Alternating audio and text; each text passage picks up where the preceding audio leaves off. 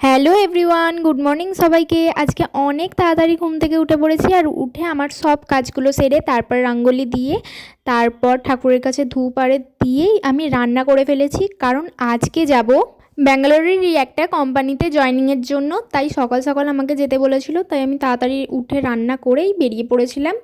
আর ভাতও খেয়ে নিয়েছিলাম খুব তাড়াতাড়ি খাওয়া দাওয়া করেই। আর আমার খুব একটা ডিম পোচ খেতে ইচ্ছে ছিল, সেই কারণে একটা ডিম পোচও বানিয়ে নিয়েছিলাম, তাও আবার ডবল কুসুমের। তারপর তো ঝটপট করে নিজের ডকুমেন্টগুলো গুছিয়ে নিয়ে বেরিয়ে পড়েছিলাম। তো প্রথম দিনকে তো ইন্টারভিউও নিয়েছিল আর জয়েনিংও পুরো কমপ্লিট হয়ে গিয়েছিল। আমাকে তার পরের দিনকে শিফট দিয়ে দিয়েছিল, এ শিফটে যেতে বলেছিল।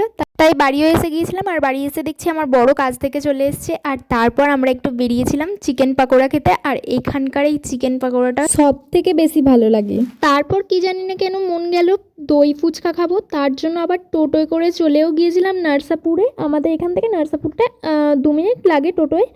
তো হেঁটে যাইনি, সন্ধে হয়ে গিয়েছিল বলে টোটোতেই গিয়েছিলাম আর ওখান থেকে নিয়ে নিয়েছিলাম 2 প্লেট দই ফুচকা। আর এখানে তো আমরা প্রত্যেক দিনই প্রায় আসি, আর এই দাদাটা আর বৌদিটা তো খুবই ভালো বানায়, তাই এখানেই প্রত্যেকবার আসি। তারপর বাড়ি আসতে আসতে অনেকটা রাত হয়ে গিয়েছিল। তারপর বাড়িতে এসে ডিনারের জন্য বানিয়েছিলাম পরোটা আর আলুর দম। আর এটাও আমরা পরের দিনকে সকালবেলা খেয়ে কোম্পানিতে যাব, তাই আগের দিনকেই বানিয়ে রেখেছিলাম। তো দিনটা তো আমরা এইভাবেই কাটালাম। দেখা হচ্ছে নেক্সট ভিডিওতে। Thanks for watching. বা